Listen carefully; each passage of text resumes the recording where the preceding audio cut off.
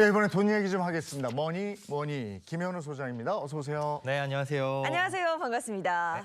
오늘 주제 영상 보니까 또 마음이 두근두근 거리기 시작합니다. 이게 꿈이 이뤄지나요? 뭐 저도 언젠가는 저 푸른 초원위에 네. 그림 같은 집을 짓고 그렇게 살고 싶은 욕심이 또 있거든요. 근데 도시에서의 생활을 또 완전히 포기하긴 그렇고 저 푸른 초원 위에 그러니까 전원에 집 한 채 더 있으면 좋겠다. 아유, 별장처럼. 그러려면 이제 돈이 있어야 된다. 네. 그리고 그럼 세금은 어떡하지?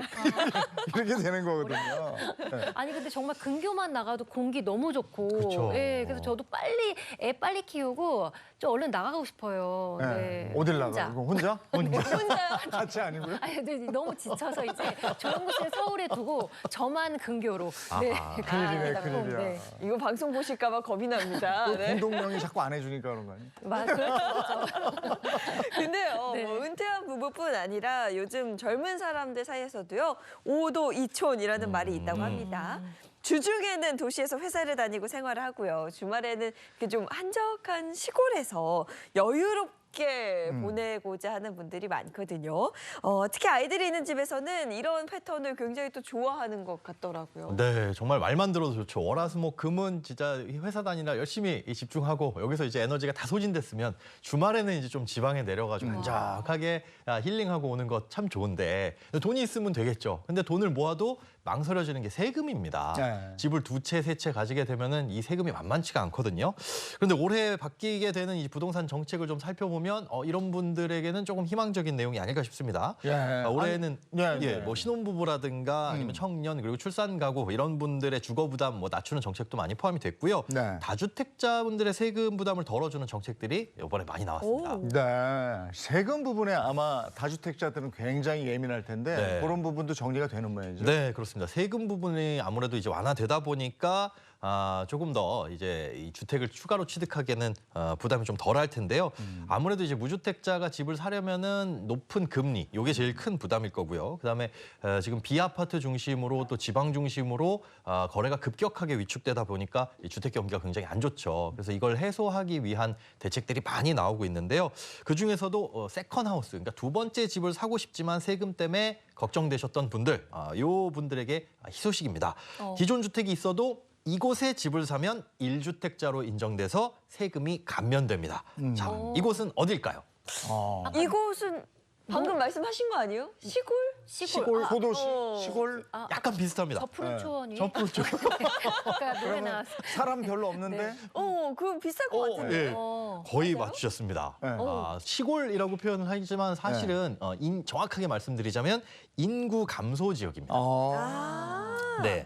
인구 감소 지역. 예, 인구 감소 지역. 여기에 집을 사면 1주택자로 인정을 해줍니다. 네, 그럼 정확하게 어디를 말하는 거예요? 현재 인구가 좀 줄어들고 있는 그런 지역을 말하는 건가요? 네, 그렇습니다. 이 정확한 대상 지역하고 뭐 어느 정도의 주택 규모냐, 어느 정도의 가격이냐, 요거는 이제 추후에 구체적인 내용이 발표될 예정인데요. 일단 인구 감소 지역으로 이미 지정된 지역들이 있습니다. 현재 인천, 강화, 뭐 경기, 가평 등 수도권을 포함해서 전국적으로 총 89곳인데요. 아마도 여기로 선정될 가능성이 좀 높겠죠. 경기에서 보면은 가평하고 연천 두 곳이 있고요. 인천에서도 강화, 옹진 이렇게 두 곳이 있습니다. 요 외에도 지방 소도시 위주로 보시면 될 것 같고 광역시도 포함이 되어 있는데요. 대표적으로 보면 부산의 동구, 서구, 영도구 그리고 대구에는 남구, 서구가 인구 감소 지역으로 지금 지정이 되어 있습니다. 아니 대도시인데 부산이랑 대구도 일부 포함이 되는 거예요? 그렇습니다. 인구 감소 지역이 정말 실감이 나네요. 네. 그러니까 지방 소멸이다 이런 얘기가 나올 정도로 지방에서 자꾸 이제 서울을 비롯한 수도권으로 인구가 밀집되고 있는데 네. 이런 것 때문에 나온 정책인 것 같기도 하고 지방의 인구 감소에 대응하기 위한 거다 이렇게 보면 됩니까? 맞습니다. 이 지방 인구 감소 지역에 뭐 별장이라든가 아니면 집을 지어가지고 새롭게 사시면 인구가 아무래도 유입이 되겠죠. 그럼 뭐 지역 경제 활성화라든가 인구 감소에 좀 대응을 할 수가 있을 텐데 아무래도 정주 여건을 조금 만들기에는 쉽지가 않은 게 현실입니다. 거기에 이제 기업도 있어야 되고 하다 보니까 이거를 늘려보기는 좀 힘드니 이 생활 인구라도 좀 늘려보자. 아까 뭐 주중에는 도시에서 생활하다가 뭐 주말에 이렇게 내려오는 인구라도 생기면 그래도 지역 경제가 좀 활성화되고 그리고 그렇게 좀 살다 보니까 마음에 들면 뭐 눌러 앉을 수도 있는 거고요. 그렇죠. 아니면은 나 지방에 좀 살아볼까 걱정하시고 고민하시는 분들이 안 살아보면은 좀 걱정도 되잖아요. 그래서 한번 살아보시고 선택을 하시는 그런 선택지도 되지 않을까 이런 취지에서 나온 정책이라고 볼 수 있을 것 같습니다. 근데 이미 그런 정책이 있지 않습니까? 지방에 저가 주택을 사면 세금 혜택 주는 게 있지 않습니까? 네, 맞습니다. 그런데 그거하고는 조금 큰 차이가 있습니다. 그러니까 이미 있던 정책하고 좀 비교를 해드리자면요. 지방의 저가주택은 말 그대로 저가주택이어야 됩니다. 공시가 3억 원 이하여야 되고요. 그리고 혜택 같은 경우에는 종합부동산세를 매길 때만 주택수에서 빼줍니다. 근데 이번에 나온 세컨드홈 정책 같은 경우에는 가격 제한을 아예 없애거나 지금 같은 경우는 이제 가격 제한이 아직 안 나와 있거든요. 그리고 혜택도 종부세를 포함한 모든 부동산 세금에서 1주택자로 간주해주겠다. 그러니까 인구 감소 지역에 사는 집은 투명주택으로 해주겠다. 이런 정책이라고 보시면 됩니다. 이거 자세히 좀 들어봐야 될 것 같습니다. 네. 1주택자로 간주한다. 뭐 1주택에 혜택을 준다라는 건데 네. 구체적으로 좀 알려주세요. 네, 예를 들어서 설명해 드리자면 만약 5억짜리 집을 이 두 채 가지고 있는 사람과 10억짜리 집을 한 채 갖고 있는 사람 사실은 똑같이 10억에 해당하는 재산을 갖고 있는 건 똑같잖아요. 재산은 똑같은데 1주택자는 다주택자에 비해서 세금 부담이 훨씬 덜합니다. 일단 뭐 재산세, 종부세도 없거나 굉장히 낮고요. 그리고 양도세, 비과세 혜택도 주게 됩니다. 일단 재산세 같은 경우에는 1주택자는 0.05%의 이 세율을 인하해 주고요. 그다음에 공정시장 가액 비율이라고 이 기준 가격 그러니까 공시 가격에다가 곱하는 일정 비율이 있어요. 여기도 좀 깎아주는 특례가 있는데 뭐 쉽게 말해서 세금 좀 많이 깎아주겠다라고 하는 거고요. 또 종부세 같은 경우에는 12억 원을 기본으로 공제를 해줍니다. 그리고 상황에 따라서 최대 80%까지 또 공제가 되고 또 그 주택을 처분할 때는 주택 가격 12억 원까지는 비과세되기 때문에 사실상 뭐 1주택자 분들은 굉장히 세금 혜택이 크다고 볼 수 있죠. 지금까지는 지방에 저가 주택 하나를 가지고 있으면 1주택으로 네. 혜택을 네. 줬는데 그게 더 확대된 거군요. 맞습니다. 그동안은 공시가 뭐 3억 원 이하여야 되고 또 수도권은 안 되고 뭐 광역시, 세종시 여기는 안 된다. 뭐 이런 조건들이 있었고 또 농어촌 주택이어야 된다 이런 까다로운 기준들이 있었거든요. 그런데 이제는 1주택자 보유세 기준 혹은 뭐 양도세, 비과세 혜택 이런 것들을 다 적용해 주면서 인구 감소 지역에 집을 사시면은 그대로 그 혜택이 유지가 되니까요. 앞으로 이제 인구 감소 지역에 집을 사시게 되실 분들 같은 경우에는 그 세금 부담 없이 뭐 좀 여유롭게 전원 생활을 즐길 수 있게 하겠다. 이런 의도가 담겨 있다고 볼 수 있습니다. 비과세 혜택을 준다. 네. 또 이게 세금을 감면해 준다고 하셨잖아요. 네네. 조금 더 이게 예시를 좀 들어봐 주세요. 네, 예. 우리가 뭐 예금 적금 가입할 때 비과세 그러면은 사실상 몇만 원, 뭐 몇천 원 요 정도 수준인데 이 경우에서는 굉장히 큽니다.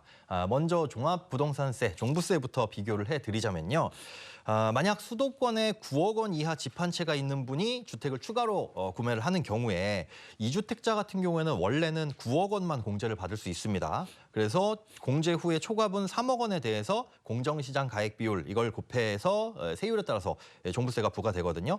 대략 계산해 보면 150만 원 정도의 종부세가 부과가 되는데 이 세컨드홈 정책이 시행이 되면 1주택자 공제가 12억 원이거든요. 그러면은 뭐 9억 원에다가 인구 감소 지역에 3억 원짜리 집 샀다. 12억 전체를 공제받을 수 있어서 사실상 세금이 전혀 없습니다. 종합부동산세는 안 내도 되는데. 네.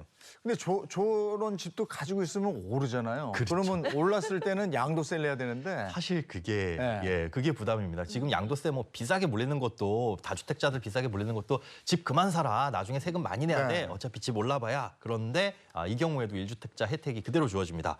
근데 양도세는 상황에 따라서 많이 달라지다 보니까 이 예를 들어드리기가 조금 어렵긴 한데요. 일단 1세대 1주택인 경우에는 주택을 처분할 때 그 주택 가액, 처분 가액이 12억 원 이하면 세금이 전혀 없고요.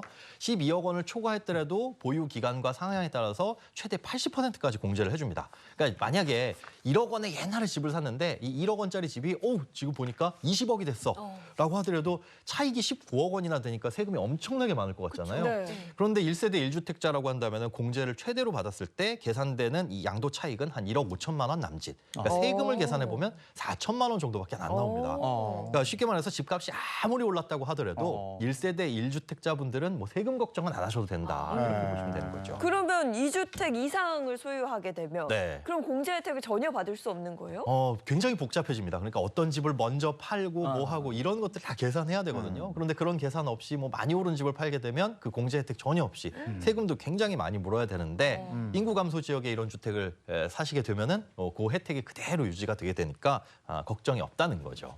아무래도 이제 부동산 규제를 풀어서 경제를 좀 더 활성화시키겠다 뭐 이런 목적도 있는 것 같은데 네. 사연을 통해서 좀 더 자세히 알아보도록 하겠습니다. 사연 제가 한번 볼게요. 현재 수도권에 시세 8억 정도 되는 집에 10년째 살고 있는데 정년이 5년 정도 남아서 은퇴 후에는 지방 중소도시로 내려갈까 생각 중입니다. 귀농이나 전원 생활을 꿈꾸는 건 아니고 지금 살고 있는 집을 팔면 조금 더 넓은 집을 절반 정도 가격에 살 수 있을 것 같아서요. 이번 정책이 시행되면 지방에 집을 살 때 세금 걱정 안 해도 되는 건가요? 이러셨어요. 네, 일단 1세대 1주택자는 2년 이상 보유 시에 팔 때 가격이 12억 원 이하면은 세금이 없다고 말씀을 드렸죠. 그런데 우리가 집을 팔고 다른 집으로 이사를 갈 때 보면 집 팔아놓은 다음에 돈 받아서 다른 집 찾지는 않죠. 다른 이사 갈 집을 산 다음에 내 집을 팔고 이전하는 경우가 많이 있어요. 그러면 그 중간에 그 겹치는 기간 동안에는 일시적으로 2주택자가 되는데 이렇게 일시적으로 2주택자가 되는 경우에는 이게 세컨드홈이 아니더라도 이 일시적 2주택자도 1주택자에 대해서 그 혜택을 그대로 유지해주고는 있습니다. 다행이네요. 집을 처분하기까지 어쩔 수 없이 이주택자가 되는 거니까. 네. 그러면 비과세를 유지해주는 조건은 어떤 게 있는 거예요? 네, 이 조건을 딱 충족을 해야 1세대로 인정을 해주는 건데요. 이 요건은 기존 주택 취득 후에 2년 이상을 보유를 해야 되고요. 그리고 1년 이상이 지난 다음에, 그러니까 기존 주택을 취득한 후에 1년 이상 지난 다음에 새 집을 취득을 해야지 요건이 적용이 됩니다.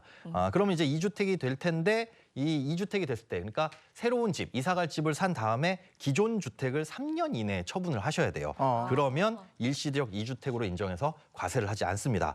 그런데 이번에 세컨드홈 정책은 그런 이 기간이 없어요. 뭐 이 기존 집을 산 다음에 1년 후에 한다거나 뭐 3년 이내 처분한다거나 이런 복잡한 기준이 전혀 없으니까 그냥 마음에 드시는 집을 지금 사더라도 또 얼마나 보유하더라도 전혀 문제가 없다는 거죠.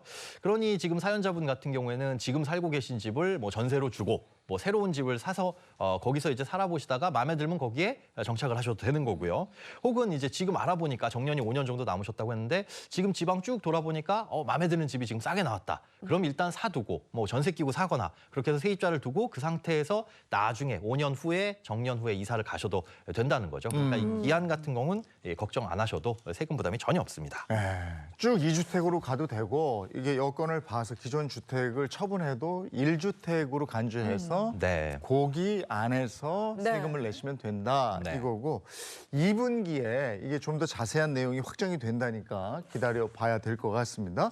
주택 관련해서 또 어떤 정책이 있습니까? 네, 지금 이 세컨드홈 특례 같은 경우에는 1월 4일에 발표된 정책이고요. 며칠 뒤에 또 다른 정책이 나왔습니다. 여기에 이제 중요한 내용이 두 가지가 담겨 있는데요. 역시나 주택에 대해서 세제 혜택을 늘려주겠다라는 겁니다. 일단 첫 번째는 이 소형 신축 주택 그리고 지방의 미분양 아파트에 대한 양도세와 종부세를 부과하지 않는다 이런 내용입니다. 네, 이거 자세히 또 알려주셔야 될 것 네. 같아요. 소형 신축 주택과 그리고 지방의 미분양 주택. 네. 일단 소형 신축 주택 여기에 이제 사실 다 담겨 있는데요. 소형이면 면적이 있겠고 가격이 있겠죠. 그리고 신축이어야 된다는 기준이 있습니다. 일단 올해 1월부터 내년 12월 말까지 지어진 주택 중에서 전용 면적 60제곱미터 이하여야 되고요. 그리고 가격은 수도권은 6억. 그리고 지방은 비수도권은 3억. 요 가격 요건도 있습니다.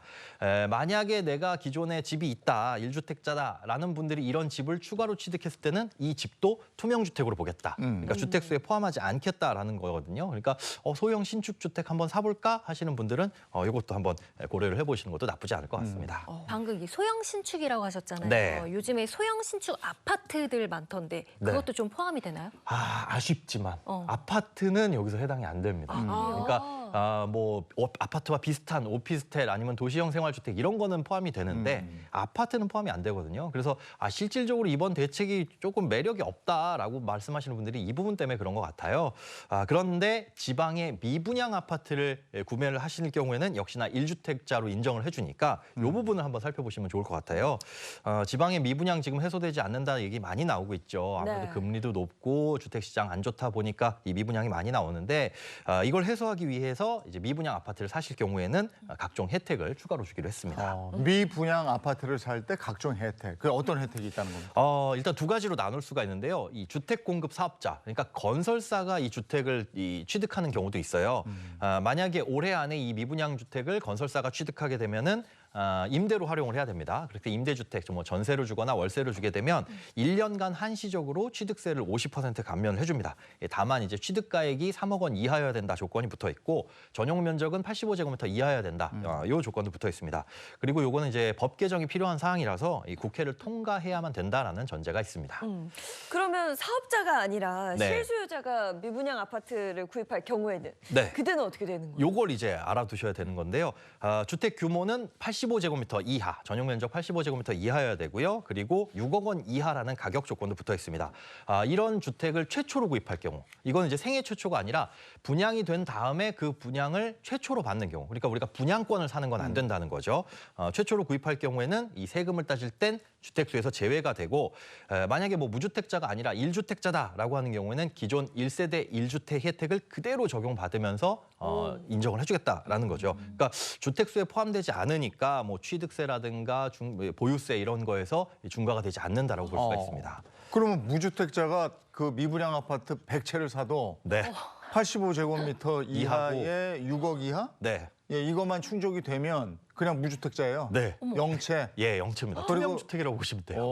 그러면 취득세도 안 내도 되고 없이 그냥 사는 거예요? 1주택으로 보고 취득세 같은 경우는 1주택. 네, 그거는 1주택으로 보는 겁니다. 그런데 보유나 1주택자는 여전히 그걸 사도 1주택자고. 그렇습니다. 오. 2주택자가 만약에 사게 되면 그냥 2주택으로 보고 2주택에 대한 취득세라든가 보유세 뭐 이런 것들, 양도세 중과 이렇게 붙게 되는 겁니다. 그건 없는 집 취급하는 거네. 네, 없는 집 취급하는 그래서 투명 주택이라고 말씀하시는 거죠? 네, 투명주택입니다. 이거 언제부터 지금 적용되는 거예요? 일단 1세대 1주택 특례 유지, 요건 이제 법 개정 사항이라서 조금 시간이 걸릴 것 같고요. 나머지는 모두 이 시행령 개정 사항입니다. 그래서 올해 1월 10일부터 내년 12월 말까지 이 미분양 주택 요걸 구입하시게 된다면은 다 적용을 받을 수가 있습니다. 기간이 네. 있구나. 네. 기간을 또 한시로 맞춰서. 있습니다. 2년이 있네. 예, 2년입니다. 2년. 자, 관련 내용 또 다른 사연으로 준비했습니다. 이번에는 재은 씨가 전해주세요. 네.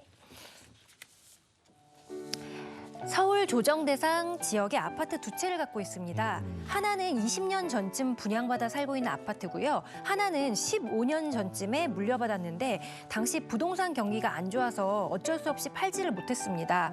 그런데 처분하려고 보니 당시 10억 정도였던 게 20억 정도로 운 좋게도 많이 올랐네요. 그런데 세금이 걱정입니다. 지금 팔면 양도세 중과 배제로 세금을 적게 내도 된다고 하던데 세금 차이가 얼마나 날까요?